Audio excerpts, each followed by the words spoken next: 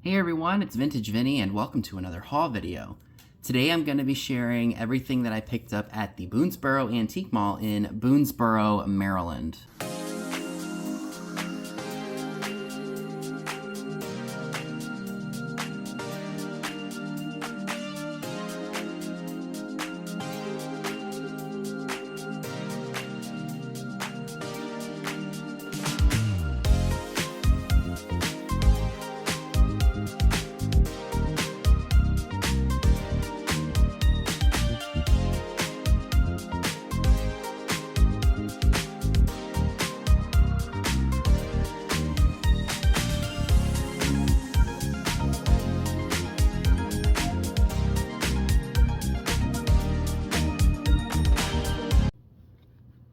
So I really should be calling it the Boonesboro Antique Mall and Collectible Store because that's what it is. They do allow new and old items to be sold in their establishment.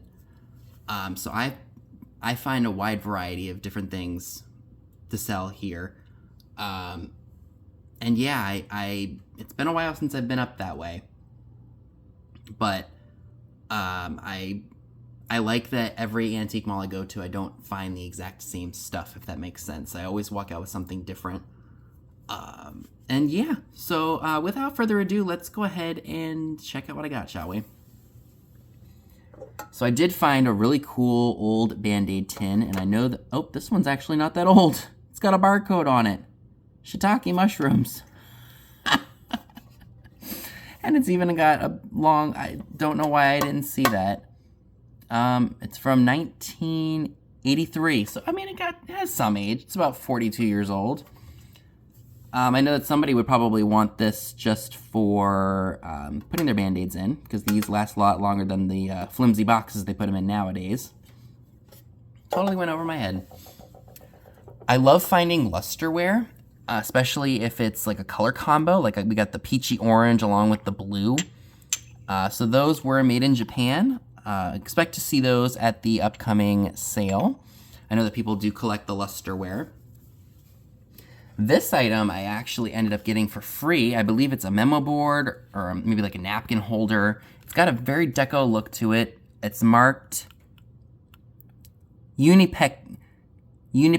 Maybe it's probably something United Plastic Company. I have no idea. Maybe it is a memo board because there's some paper in there, but that could have been used for anything. So that was actually in a pile of free stuff that they had. They even had a really nice small little Fenton hobnail vase, but unfortunately it was really, really broken.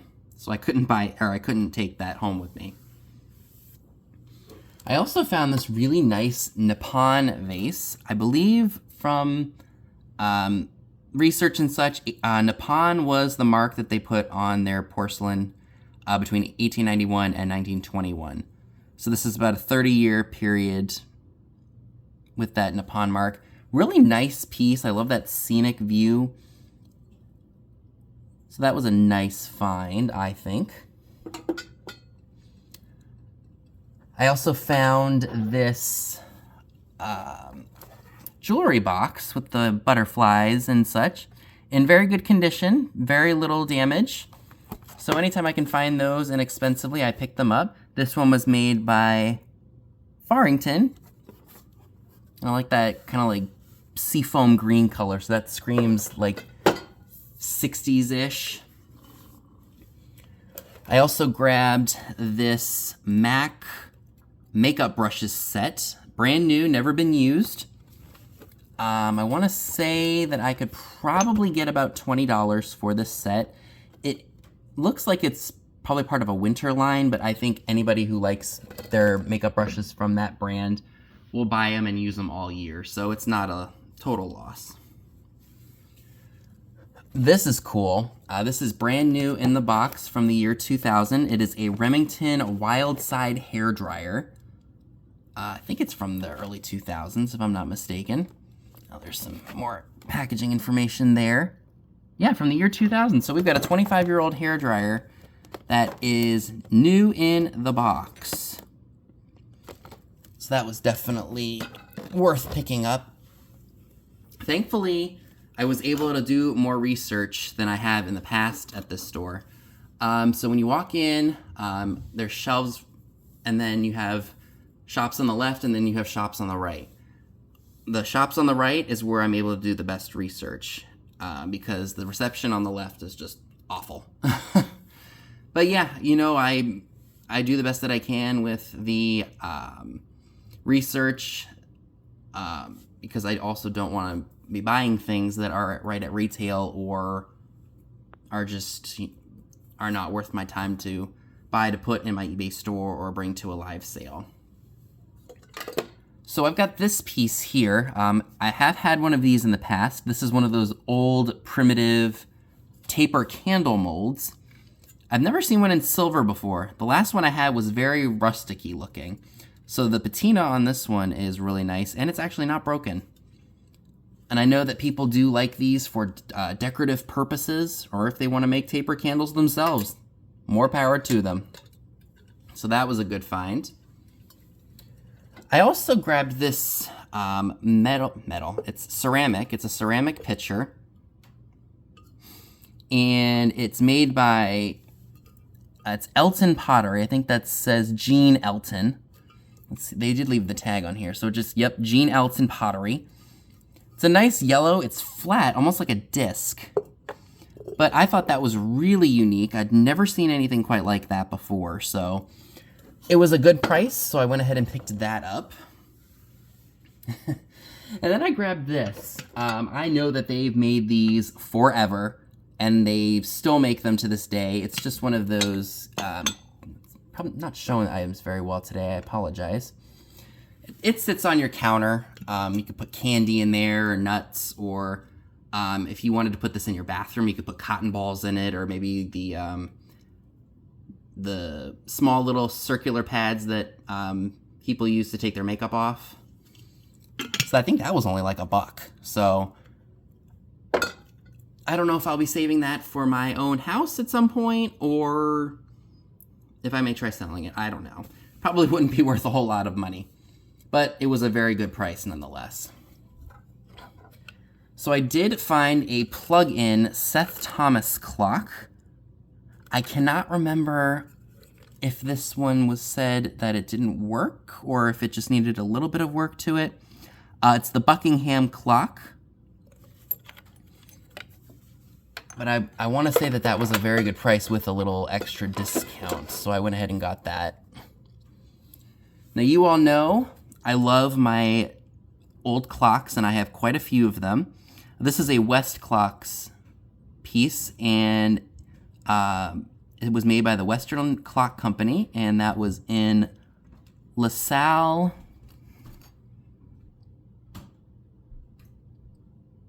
I can't make that out. Illinois. Took a minute. But I love the look of that. I do not believe that that glows at all. We can check and see, though. I don't think it does, though. Nope, no glow to it. But still a very cool piece, nonetheless. So there wasn't a whole lot to share from this trip to the Boonesboro Mall, but I am very satisfied with what I was able to get. Now, somebody did modernly rewire this clock. This is a Telechron. Very cool deco design. Love that. I see somebody modernly rewired it. So that was a good find. I want to say that that was, I forget how much it was because it's been a while since I've seen the invoice for this place. Amid all of the like flea market-y type items that are here, I did find some really good stuff. This is the hair, it's not even focused. It says Hair Jazz Lotion, long hair.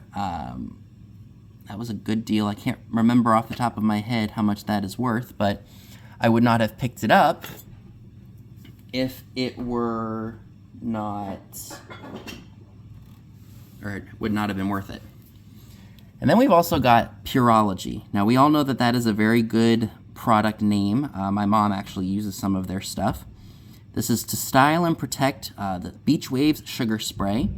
Also, that one's a little bit more than the other stuff, but those were definitely worth picking up. These I had never ever seen before. This is a brand called and I'm sure I'm going to butcher that. Modere. It is the repairing hair mask. I've got 2 sleeves of it. Brand new, never been used. And again, I can't remember off of the top of my head of what those sell for, but they were obviously worth picking up because I wouldn't have them in my possession.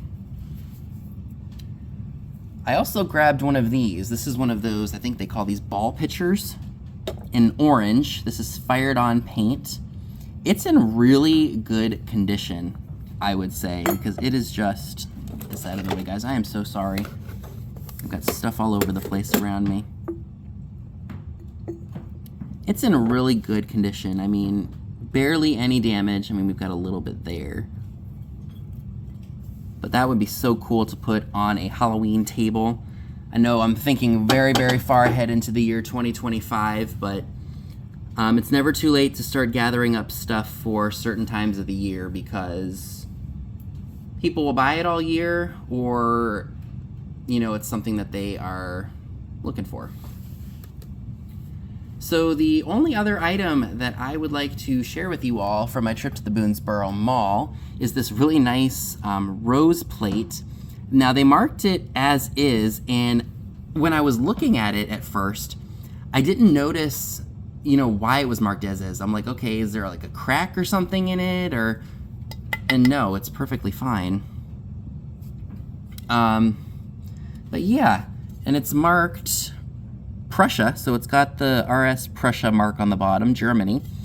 But after unwrapping it, I noticed that somebody a while ago must have painted this in red, and why they did that, I don't know. I might have to take some acetone to remove that because I don't think that that's original to the paint, or to the glaze. And it's right here too. But the most noticeable is right here, so I don't know if there's a chip or something in it. I think there is based on the red splotches of paint. That's a very bad touch-up job if you ask me. So I'm not sure if anybody would still want that. If they were just to collect the Prussia pieces and they didn't mind little nicks here or there. But it is still a very nice piece. This would be great for Valentine's Day. So I may still bring that to a sale. I'll attempt to get the red paint off. I think it's just latex, so I can probably take acetone to it just to remove it. So that is everything that I would like to share with you all from my trip to the Boonesboro Antique Mall. Thank you all so much for tuning in. Let me know down below in the comment section, what were your favorite items from this haul? Keep your eyes peeled because some of the items that I shared in this video are going to be up for grabs at my sale on Saturday at 6 p.m. Eastern. Make sure you hit the bell next to the subscribe button after you have subscribed, and I greatly appreciate that. To get notified when I do go live, my sales are usually around the same time, 6 p.m. Eastern. And I offer between 25 and 30 items each week. So I will see you all soon. Bye, guys.